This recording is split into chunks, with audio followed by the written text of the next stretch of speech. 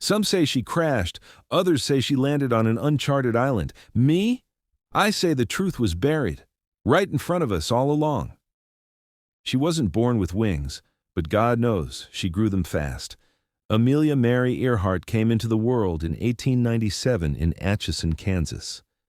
The daughter of a railroad lawyer and a restless dreamer, she was never quite content with dolls or tea parties. She wanted more. She wanted altitude. From the first time she saw an airplane at a state fair, Amelia knew her heartbeat at a different frequency. The men in her town called her foolish. Her mother called her fearless. She preferred the second. At 23, she took her first flying lesson with Netta Snook, one of the few female flight instructors in the country. That moment, when her hands first gripped the controls, when the propellers roared like thunder beneath her, was when the sky claimed her. But with the sky came shadows, and one of them had a name: ambition. By 1932, Amelia had already broken records men thought impossible. The first woman to fly solo across the Atlantic. The media dubbed her Lady Lindy. She hated the nickname. She wanted to be known not as a female pilot, but a pilot, period. She wore trousers when it was scandalous. She signed autographs like movie stars. But when the applause faded, she found herself looking westward, toward the Pacific, toward something no one had yet dared, a flight around the world. But behind the dream stood a man with his own vision, George Putnam, her publisher, promoter, and husband. Some said he loved her. Others said he loved what she symbolized. Amelia didn't care. She had maps to study. The Electra. That was her ship. A twin-engine, silver bullet that gleamed like starlight. Fred Noonan would be her navigator, an ex-alcoholic with a gift for the stars and a gut feeling for wind. The plan? Follow the equator. Cross oceans, continents, and time zones. 18 stops, 29,000 miles. Newspapers ran headlines, schools planned assemblies, radios broadcast her every move. America needed a hero, and she was more than willing to play the part. But as she circled her route on parchment, she couldn't help but linger on one particular speck of an island. Howland, remote, isolated, easily missed. She made a note in the margin: no backup runway. Their journey began smoothly. South America, Africa, India, Australia. Cheers at every landing. Yet something shifted as they approached Lae, New Guinea. The equipment felt off. Her letters home grew shorter. Noonan drank more. They were tired. And the last leg, the 2,500-mile stretch over the Pacific to Howland Island, was the most dangerous of all. The U.S. Navy deployed the Itasca, a cutter ship, to aid in navigation. But the radio crackled with static. Storms moved in. And somewhere in the clouds above the vast blue below, history began to unravel. July 2nd, 1937, 7:42 a.m., Earhart's last known transmission. We are on the line 157337.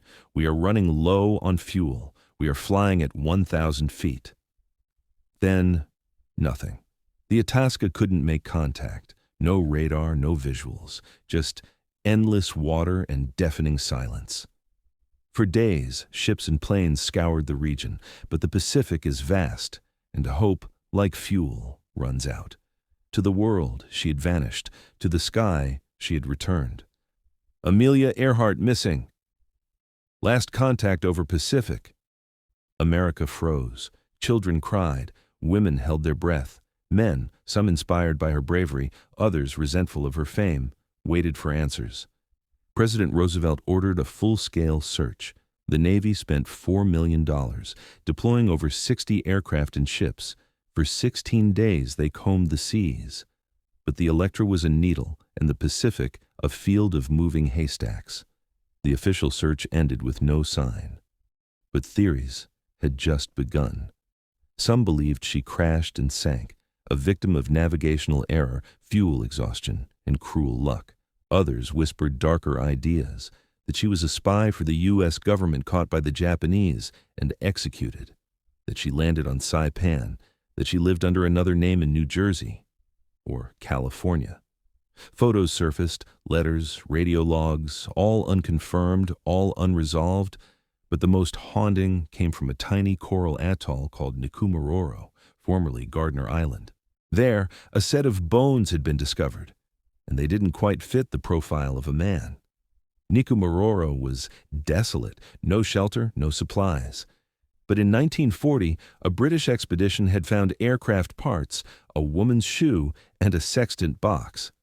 Years later, forensic studies reanalyzed the remains found there. One report claimed the bones were more likely female than male and very consistent with Amelia. Still, there was no Electra, no confirmation, just rusted metal and endless questions. Yet radio operators from the 1930s swore they'd picked up faint signals, calls for help, coming from that region in the days after she vanished. If true, she didn't die in the crash. She survived. Can you hear me? This is Amelia Earhart. Those were the alleged words heard across amateur radios in Florida, Texas, even Australia. Sometimes at night, sometimes barely audible. Operators noted the call signs matched her plane's frequency. The messages were always the same: coordinates, distress, static. Then, silence. The world wanted to believe, but the government dismissed them as hoaxes. Skeptics said it was wishful thinking, atmospheric tricks. And so, the ghost signals became part of the myth, a whisper across the sea. Decades passed. Earhart's name became legend. Schools bore her name, scholarships, monuments, postage stamps. She was immortalized in textbooks and movies. But the woman herself remained a mystery. Was she brave or reckless, a hero or a symbol, or both? She shattered barriers for women. She proved courage could fly higher than fear. And she reminded the world that even in failure, there is glory. Because what matters most isn't that she vanished. It's that she dared to go. Modern expeditions have scoured the Pacific for traces of her plane, sonar scans, submersibles, drones. But the sea is jealous of its secrets. In 2019, an expedition led by Robert Ballard, the man who found the Titanic, searched Nikomororo's reef slope. Hopes were high. The world watched. But again, nothing. The ocean, it seems, had swallowed her whole or hidden her well. And still, every few years, a blurry photo or sonar ping sparks fresh theories. Amelia Earhart lives on, not in body, but in the hunt. They say a horizon is just the limit of what we can see, not what exists. For Amelia, it was never about being first or famous. It was about motion, flight, possibility.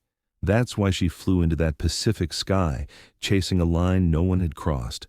Maybe she crashed. Maybe she lived. Maybe she still waits somewhere beyond that horizon. But one thing is certain, she became what she always dreamed of. Not a woman in history, a part of the sky. Sometimes we look for answers in the ocean, sometimes in the stars. But Amelia Earhart, she gave us something better than answers. She gave us a question worth asking, and a sky worth chasing. If this story moved you, don't forget to like and subscribe for more cinematic tales from the shadows of history. Share your thoughts in the comments. Where do you think Amelia Earhart went?